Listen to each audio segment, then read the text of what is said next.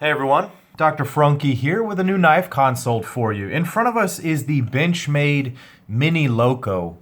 Before I get started, I want to say thanks to my good buddy Nick Shabazz for sending this knife through me to our mutual friend Nico, who goes by Today's Grail Tomorrow's Beater on Instagram and YouTube. This is a neat little knife that comes to us from the Benchmade Knife Company, and it's something that's been on my radar, honestly. I've had a few Benchmades come through my hands over the last few weeks, because I think that they've had some really interesting knives recently, and this is one of their newer releases. They did a whole series of mini knives. They did the Mini Crooked River, they have this Mini Loco, there are a couple of other mini knives that they released, and that's what they're going for. While this knife is not exactly mini, I do like that Benchmade is focusing on the smaller knives and going in for the everyday carry market. But are they succeeding in putting out a good product? You know, that kind of remains to be seen. This knife, unfortunately, is plagued with a lot of issues that all of my recent Benchmade experiences have had, and we'll get into that. So let's go ahead and get some raw data on this knife right here. Up front, you're looking at a blade that's about 3.4 inches, something like that. I believe that they say it's about 3.38 inches on the website. Back to the handle, you're looking at about 3.4 inches there, yep. And then the handle itself is coming in right at about 4.25 inches with about 3.8 inches of grip area right there, and the overall length is going to be coming in somewhere around 7 3/4 inches, something like that. We'll get some other dimensions going on here. I'm going to pull out the calipers, get them zeroed up. The thickness on the handle scale is 0.58 inches, so a little bit on the thicker side right there. And the blade stock is 144 thousandths. So it's a thick, sort of beefy and strong blade right here, and it's definitely meant for harder use EDC. And that definitely speaks to the ergonomics and the blade profile. So now that we have some numbers, let's bring out another couple of knives for a size comparison. Here is the Spyderco Paramilitary 2 and the Para 3. I think this is a relevant comparison right here because you basically have the big version and the mini version from Spyderco going on right here. Now the profile is right in between. This Mini Loco is right in between. So it's interesting to me that they call it mini because it's really not. The large version of this was something like 3.7 inches, and this one is just 3.3 inches. It's not really miniaturizing, more so it's just this is maybe a normal size. I'll bring out, let's see, how about a Spyderco Manix 2? We're just going to be comparing a whole bunch of Spydercos today because these are the knives that I have laying around right now. For another common production knife here, I've got a ZT-0920, which is massively larger. So, nice size right there for everyday carry. Let's go ahead and break this knife down anatomically. Up front, you're looking at a blade of S30V steel, done in a nice satin finish with a little bit of a stone wash, it looks like, so it's a very good user finish. They'd put the S30V on the back here. They'd say that it's done 59 to 60 Rockwell, so it's hard enough that you're going to get some good edge retention, and it should be soft enough to sharpen pretty easily.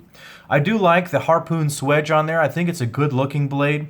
What you'll notice is that the primary means of deployment here is this hole. And that's why I brought out those other Spydercos, because this is basically emulating the Spyder hole in its own way, and it sort of works. I'll say that the handle ergonomics and the placement of this, at least from my hand, make it not really optimal for flicking the knife out in that way. Now, it does work. Certainly it works best as a thumb hole. That's probably the most reliable way to do it, but I misfire on the Spyder flick quite often. And so I just wish that there was maybe a different means of deployment. I think that the Benchmade thumb studs work very well. This one is just, it's not ideal to me. It's not uncomfortable to use. I think Nick complained that this was sharp. It's certainly not like Tai Chung factory Spyderco sharp, but it's not the most comfortable hole in the world. So that's a bit of a letdown, but it's okay. I appreciate different opening mechanisms, and I'm starting to move away from flippers, so anything that's a bit of a challenge is kind of fun to me nowadays. Moving back to the pivot here, this runs on phosphor bronze washers. It's got the classic axis lock feel to it. It's very smooth. I will say that this is probably the touchiest pivot that I've ever experienced on a knife. Literally, 1/100th of a turn in one direction or the other determines whether this knife has blade play or it's too tight that it won't flip easily. So there is a sweet spot where you can get it locked in and make it smooth as it is now, make it not have any blade play when locked up or disengaged, and also be centered. So that's also another issue that we'll get into in just a minute.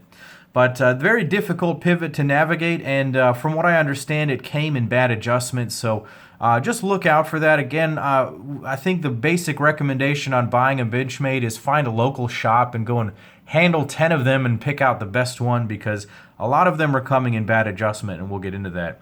It has the axis lock, as I mentioned before. Something I do like about this knife is that it has its own proprietary axis lock hardware. It's really nice looking. I like the pivot and the axis lock combination right there. I'd love to see that on a few more knives. I think it's really good looking. I also appreciate that the pivot is done only on one side. I kind of wish this was on the presentation side. I haven't taken the knife down to switch it, but I might, if I owned this knife, I might flip this and put it on the presentation side and see what it's like, see if that works. So let's go ahead and move back to the handles here. These are some very thick steel liners that have been heavily skeletonized. Covered in some G10 handle scales. So the skeletonization does help with some weight loss, but this is not a very light knife. This is coming in at 4.5 ounces.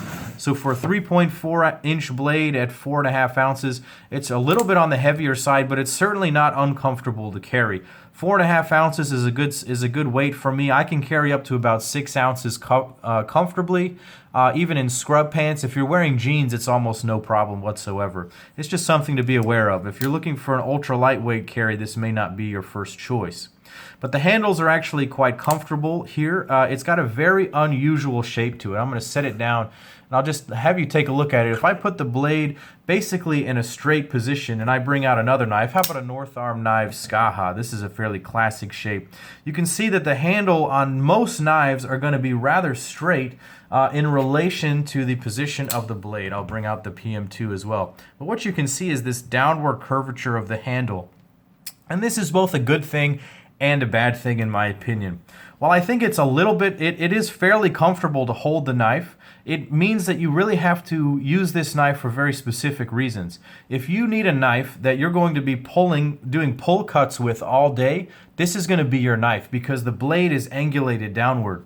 If you like to hold your knife like this is an ideal knife. The way that the knife slides into the hand and then you can hold your finger on it. If you're, again, doing draw cuts, I feel like this will be a great knife. If you're opening packages all day, if you're cutting a lot of tape, if you're cutting carpet and things like that, this may be a great knife for you because of that ergonomic curvature there, and so that's a unique thing. Also, the curvature allows it to lock into your hand really nicely. It's very comfortable, and my thumb rests right there on that blade, and it's super nice. There's no jimping, but there doesn't need to be right there. Moreover, this thing comes with a deep carry pocket clip. This is my favorite pocket clip from Benchmade, and I really enjoy that they have it on this knife. Nick complained that it provided a hot spot for him. In my hand, it really doesn't. It sort of fits right into my palm right there, and I don't really feel it.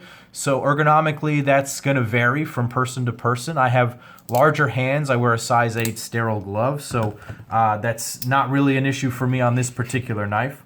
In any case, what are my thoughts on this knife? Well, honestly, I don't know that I'm going to be able to recommend Benchmade knives very much now, because every single knife that I've gotten from them over the last 6 months, and that includes, 6 or 8 knives. I've seen certainly more than that. I've seen my friends, if you include those, up to 30 knives. But so many of them have major issues with their final assembly. I feel like you can tune these knives up and get them to be in the right place, but when they come to you, they're just in all types of disrepair. They're off center, they're tight, they're too loose, they have blade play. It's so frustrating for me. This knife costs $191. To buy a knife that costs $190, it had better come to you perfect, because in this day and age, there are too many other perfect knives that come to you at $190. Honestly, at this price point, I'd recommend a Spyderco Shaman.